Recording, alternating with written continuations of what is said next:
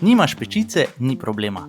Ta čokoladna torta nastane kar v ponvi. Brez kompromisov pri okusu in teksturi je ta torta odlična za kempiranje in pomladno-poletna rojstnodnevna praznovanja. Najprej se lotimo biskvita.